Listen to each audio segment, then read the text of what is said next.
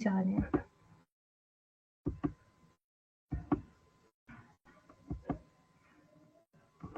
अच्छा, फिर यूनिट्स और रेट्स क्या होते हैं?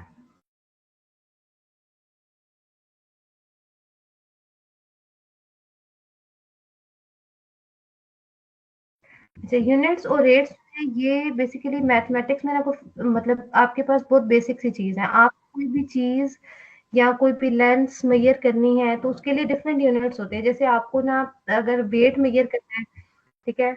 तो उसके लिए आपके पास केजी यूनिट है। मास मेजर करना है,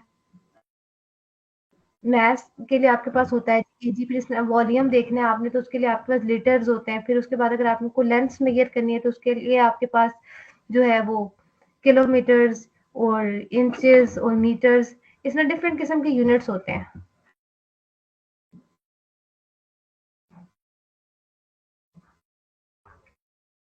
ठीक है? फिर इसी तरह से रेट्स परसेंटेजेस आ जाती हैं आपके पास कि किसी चीज का किसी दूसरी चीज में कितना पार्ट है तो उसके लिए रेट्स होते हैं आपके पास। ठीक है? अब ये आगे बेस यूनिट्स, जिस तरह से हम अभी बात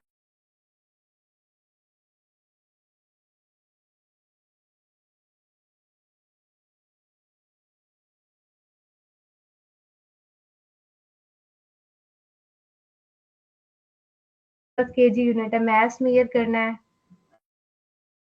मास के लिए आपके पास होता है केजी। फिर इसमें वॉल्यूम देखना है आपने तो उसके लिए आपके पास लीटर्स होते हैं। फिर उसके बाद अगर आपको लेंथ मेजर करनी है तो उसके लिए आपके पास जो है वो किलोमीटर्स और इंचेस और मीटर्स, इसमें डिफरेंट किस्म के यूनिट्स होते हैं।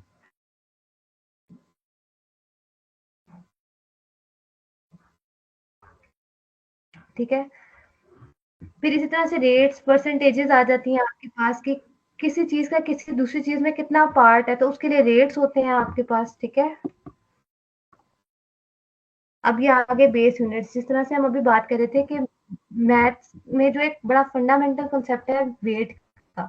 तो ये वेट किस किस चीज के लिए कौन कौन से आपके पास यूनिट्स यूज होते हैं। तो सबसे पहले मास को मेजर करने के लिए हमें कुछ बेसिक यूनिट्स बताए गए हैं। मीटर, सॉरी, लेंथ को मेजर करने के लिए मीटर, जिसको हम एम से डिनोट करते हैं, ये बेसिक यूनिट है। ठीक है? इसके अलावा किलोमीटर भी लेंथ को मेजर करने के लिए होता है। इंचेस भी, सेंटीमीटर्स भी, मिलीमीटर्स भी, ये सब क्या है, लेंथ को मेजर करने के लिए। अब ये किलोग्राम होता है जो मास को मेजर करने के लिए होता है। इसी तरह से ग्राम्स भी मास को मेजर करने के लिए, ग्राम्स एंड किलोग्राम्स। फिर अगर आपको टाइम को मेजर करने के लिए आपके पास यूनिट है सेकंड्स, जिसको एस से डिनोट करते हैं। अब टाइम को मेजर करने के लिए ही आपके पास और यूनिट्स भी हैं, सेकंड्स हैं, मिनट्स हैं जो सेकंड से बड़ा है। फिर इसके बाद है आपके पास जो है आवर्स, और फिर डेज आ जाते हैं इसमें सारे। ठीक है? डेज, वीक्स, मंथ्स, ईयर्स, ये सारे क्या है, टाइम को मेजर करने के लिए। फिर केल्विन आपका टेम्परेचर को मेजर करने के लिए, एम्पेयर आपका इलेक्ट्रिक करंट को मेजर करने के लिए। ठीक है? फिर इंटेंसिटी को मेजर करने के लिए सीडी, और क्वांटिटी को मेजर करने के लिए मोल। फिर कुछ और यूनिट्स हैं जो डिराइव किए हुए हैं, ये आपके जो हैं वो फिजिकल क्वांटिटीज के लिए यूज होते हैं। ठीक है? जैसे फोर्स पर यूनिट एरिया आपका है न्यूटन। फिर जूल के आपके पास किलोग्राम पर सेकंड। फिर इसी तरह से प्रेशर है आपके पास, ये पास्कल्स, पास्कल है इसका यूनिट। और फिर फ्रिक्वेंसी के लिए आपका क्या है, हर्ट्ज।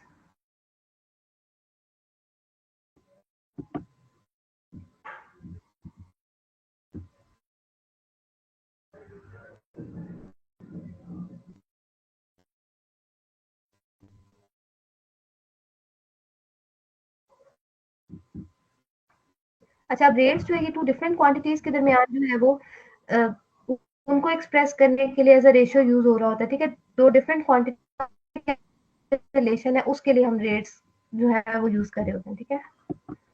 फिर टाइप्स ऑफ रेट्स, जैसे स्पीड है या वेलोसिटी है, ये एक किस्म का जो है ना आपका रेट है। फिर एक्सेलरेशन, जिसमें मास पर यूनिट एरिया।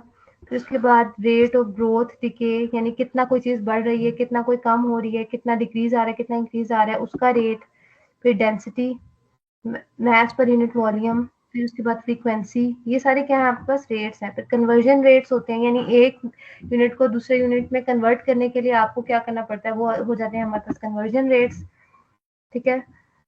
अब रियल लाइफ में ये जो यूनिट्स और रेट्स हैं इनका क्या है, ये आपको जो यूनिट्स हैं वो आपको कोई चीज़ें परचेज़ करनी है, ग्रोसरी करनी है तो उसमें हेल्प आउट करते हैं, और रेट्स जो हैं वो आपको ये चीज़ों की जो है प्राइसेस को आपस में जो है वो आप लोगों ने करना है, कंपेयर करना है, तो उसके लिए आप रेट्स यूज़ कर रहे होते हैं, ठीक है? ये इसकी रियल लाइफ एग्ज़ाम्पल्स आ गए।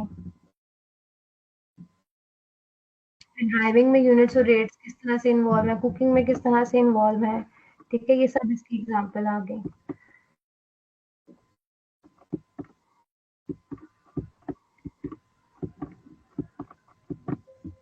ये सब स्लाइड्स जो है मैं आपके साथ शेयर करूँगी। मैं बेसिकली चाह रही हूँ कि जहाँ से हमारा मेन मैथमेटिक्स स्टार्ट हुआ हम वहाँ पर चले जाएँ। अब चले जाते हैं हम यूनिट 3 पे।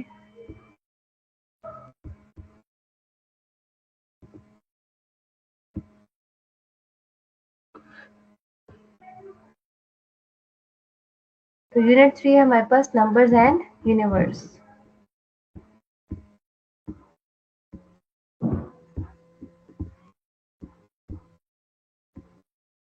अच्छा, स्क्रीन फिर से विज़िबल है या नहीं है मैं देखती हूँ। So it's visible.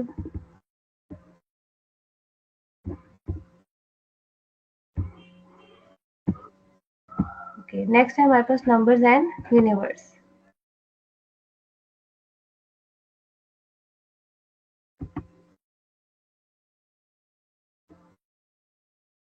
ये क्वांटिटेटिव रीजनिंग का ही ग्रुप है। ठीक जगह पे आए हैं आप, तेजा हयात। स्क्रीन इशू मैं कैसे फिक्स कर सकती हूँ? मेरी तरफ से तो जो है ना शम्सा कादरी, मेरी तरफ से स्क्रीन विजिबल है। मेरे पास शो हो रहा है कि मैंने शेयर की हुई है, ठीक है? और कुछ बहुत सारे स्टूडेंट्स को भी विजिबल है, आपको विजिबल नहीं है तो फिर अब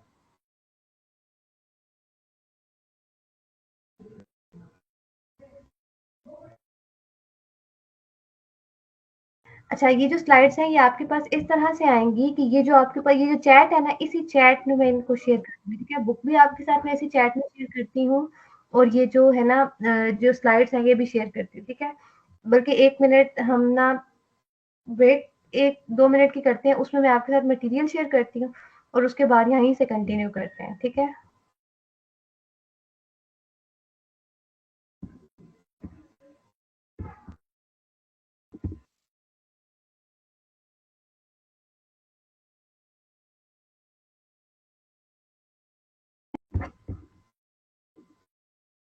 ये देखिए ना यहाँ पर ये एक है एक्शंस एंड ऐप्स, फिर ये इधर ये एक ऑप्शन होता था पहले, मैं इस प्लस पे मैं क्लिक कर चुकी हूँ।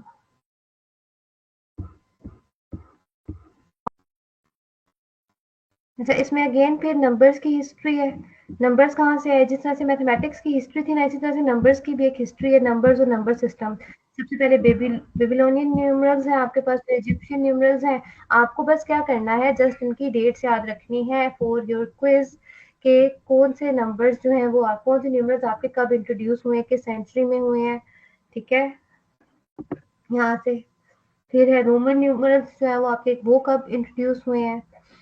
फिर मॉडर्न सिस्टम जो है उस जो आपके उसके बाद आपके डेसिमल सिस्टम आया, ठीक है? Within 5th century CE. फिर उसके बाद आपके पास अरेबिक न्यूमरल्स आ गए। फिर मॉडर्न नंबर सिस्टम जो है ये कब आया, जिसमें 0 से 9 तक नंबर्स हैं, इससे सारे नंबर्स जो है बड़े से बड़ा बन रहा होता है, ठीक है?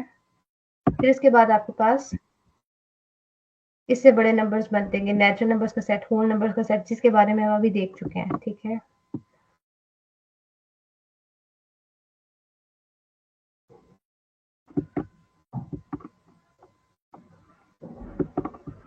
तो ये नंबर्स के कुछ प्रैक्टिकल यूजेस आ गए हैं कि डिसीजन मेकिंग में नंबर्स क्यों हेल्प करते हैं, कम्युनिकेशन में, विजुअलाइजेशन में, फिर comparative analysis, verification and falsification, किसी भी चीज़ को कोई है, नहीं है, ठीक है? हर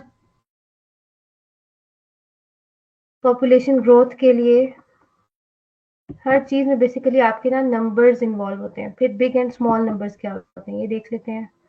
फिर बिग नंबर्स जो है वो बेसिकली आपके इकोनॉमिक्स और फाइनेंस, स्टॉक मार्केट, इनमें यूज़ हो रहे होते हैं। बिग नंबर्स वैसे आपको इसके नाम से अंदाज़ा होगा जहाँ बड़े नंबर्स की बात हो रही है, और स्मॉल नंबर्स में आपके वो जो है जैसे वो आपके डेसिमल नंबर्स आ जाते हैं जिसमें सेल साइज़ को मेज़र करना है तो उसके लिए आपके पास होता है नैनोमीटर, नैनो पार्टिकल्स के लिए, ठीक है? 10⁻⁹ या 1 नैनोमीटर।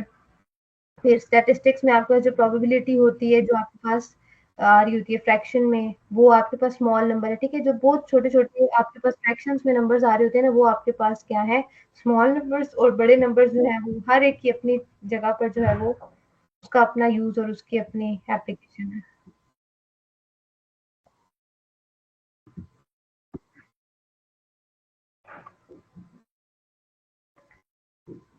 फिर मैथमेटिकल अनसर्टेनिटी क्या होती है? एक होती है सर्टेनिटी और एक अनसर्टेनिटी। तो कोई भी चीज़ जिसके बारे में आप श्योर ना हो, तो उसको अनसर्टेनिटी कहा जाता है। मैथमेटिकल अनसर्टेनिटी होती है नंबर्स की फॉर्म में। सर्टेनिटी या अनसर्टेनिटी जो होती है, उसको हम कह देते हैं कि वो प्रोबेबिलिटी है किसी चीज़ के होने या ना होने की।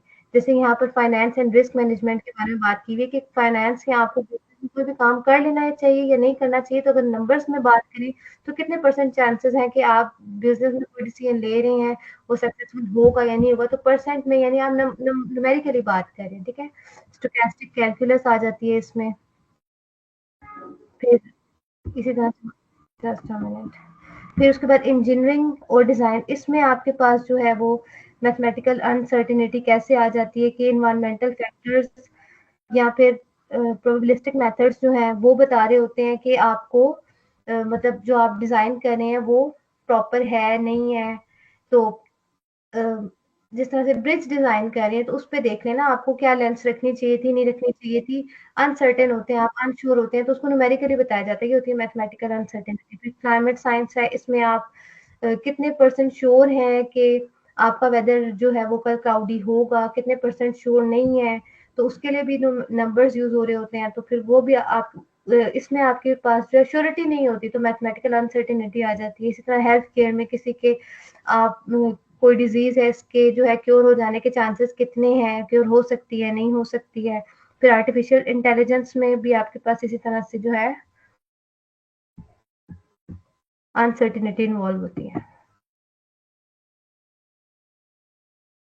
फिर ये इसकी कुछ एग्ज़ाम्पल्स हैं।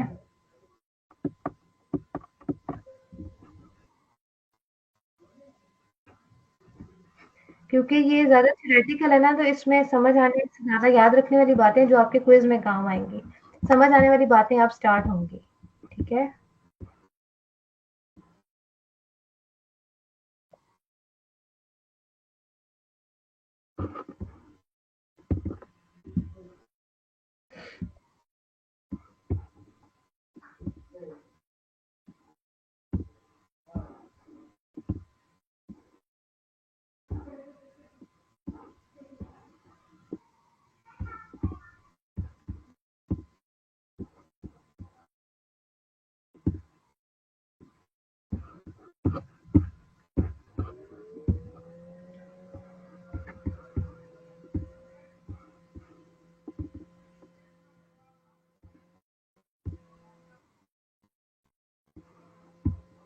बस फाइनेंशियल इश्यूज़। आप लोग ये मत घबराइएगा कि 3 यूनिट्स गुज़र के, तीनों यूनिट्स में जो है सिर्फ़ और सिर्फ़ थ्योरी है और कुछ भी नहीं था, ठीक है? कोई न्यूमेरिकल टाइप क्वेश्चन्स नहीं थे, तो सिर्फ़ और सिर्फ़ क्विज़ के लिए इम्पोर्टेंट है, ठीक है? इस वज़ह से जल्दी-जल्दी गुज़ारे हैं। उन्हीं पे अगर हम सारे दिन गुज़ार देंगे ना, तो इश्यू बनेगा हमारे लिए।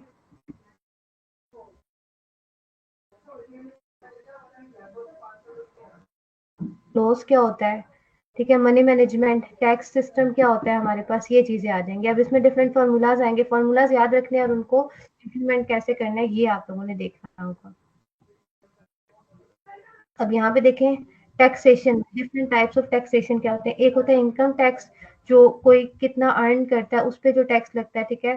फिर कॉर्पोरेट टैक्स है, बिज़नेस से जो आप अर्न कर रहे होते हैं ना, उस पे जो लगता है वो होता है आपके पास कॉर्पोरेट टैक्स। फिर कैपिटल गेन्स, ठीक है? वो वाला टैक्स। फिर property tax, inheritance, sales tax, ये सब डिफरेंट किस्म के टैक्स हैं। हर एक के लिए डिफरेंट फ़ॉर्मूलाज़ होते हैं, जो अभी हम आगे देखेंगे। फिर देखते हैं प्रॉफिट क्या होता है। देखिए कोई चीज़ किसी भी अमाउंट पे खरीदी जा रही है, तो जो सेल होने पे जो हम एक्स्ट्रा पैसे उस पे लगाए जाते हैं ना, वो होता है किसी पर्सन का प्रॉफिट। तो ये देखें सेल प्राइस और कॉस्ट प्राइस में जो डिफरेंस है ना, ये होता है हमारे पास प्रॉफिट। ये तो बड़ी सिंपल सी बात है। ये देखिए एग्जांपल से भी बता दिया गया कि एक 15 रुपीस पर मीटर क्लॉथ था, ठीक है, उसको 85 मीटर क्लॉथ उसने इतनी अमाउंट पे सेल किया है। तो अब हमें बताना है कि प्रॉफिट कितना था। तो प्रॉफिट अगर बताना है तो आपको सारी चीजों को जो है the trader sells 85 metre cloth और इतनी प्राइस पे उसने सेल किया, ठीक है। तो 1 मीटर क्लॉथ कितनी है, 105, ठीक है। और उसने जो है उसको खरीदा कितनी, 15 रुपीज पे, ठीक है। तो उसको प्रॉफिट पर मीटर के हिसाब से कितना हो रहा था, 90 रुपीज। तो ओवरऑल प्रॉफिट उसको कितना होगा, आप 90 को मल्टीप्लाई करते 85 से, तो उसको इतना प्रॉफिट हो रहा था, ठीक है। ये तो बड़े सिंपल सिंपल से क्वेश्चन है। नेक्स्ट देखिए, अब एक प्रोडक्ट है, when a product is sold, ये विजिबल है क्या सबको स्क्रीन? अब यहाँ से समझने वाली चीजें आ चुकी हैं, ठीक है। प्रॉफिट का क्वेश्चन है, आपको प्रॉफिट या लॉस। अच्छा, लॉस ये होता है कि अगर आपकी जो जिस अमाउंट पे चीज खरीदी गई है, आपकी जो कॉस्ट प्राइस थी वो हो ज्यादा और जो आपकी सेलिंग प्राइस थी वो हो कम, तो ऐसी सूरत में आपका प्रॉफिट नहीं होता बल्कि क्या होता है, लॉस होता है। क्योंकि आप कम प्राइस पे सेल कर रहे हैं और खरीदने वाली कीमत जो थी वो क्या थी, ज्यादा। तो प्रॉफिट और लॉस दोनों में फॉर्मूला सेम ही होता है आपके पास। लेकिन लॉस में हम ये करते हैं कि सेल प्राइस में से कॉस्ट प्राइस माइनस करते हैं, ताकि हमारा जो आंसर है वो नेगेटिव ना आए, क्योंकि प्राइस तो आपकी पॉजिटिव ही होती है ना, ठीक है। तो अब एग्जाम्पल क्या है हमारे पास, when a product is sold for rupees 800 a shopkeeper gains 25% profit. एक प्रोडक्ट है जिसको 800 रुपीज पे सेल कर दिया गया, तो उसको प्रॉफिट मिला 25%, ठीक है। How much should he charge for the article in order to lose 25% off it, ठीक है। अगर हम चाहते हैं कि उसे 25% लॉस हो, तो फिर उसे कितना चार्ज किया जाए, ये देखना है हमने, ठीक है। यानी उससे पहले 25% प्रॉफिट उसने जो है वो 800 रुपीज का सेल करके अर्न किया। तो अगर हम चाहते हैं कि उसे 25% लॉस हो, तो वो हम किस तरह से फाइंड आउट करेंगे, तो उसके लिए हमें चाहिए होगी उसकी सेल प्राइस। तो सेल प्राइस और कॉस्ट प्राइस, सेल प्राइस हमें गिवन है क्वेश्चन में, तो वो क्या है, 800 रुपीज, और प्रॉफिट उसने इस पे कितना लिया है, 25%। तो अब हमें क्या करना है, हमें फाइंड आउट, अब हमें जो चीज फाइंड आउट करनी है वो है कॉस्ट प्राइस। तो जो हमें फाइंड आउट करना है उसको हमने एक्स से डिनोट कर दिया। अब हमें क्या करना है, प्रॉफिट फाइंड आउट करने के लिए हम करते हैं sale price minus cost price. तो 800 माइनस एक्स लिख दिया, ठीक है। अब हमें क्या करना है,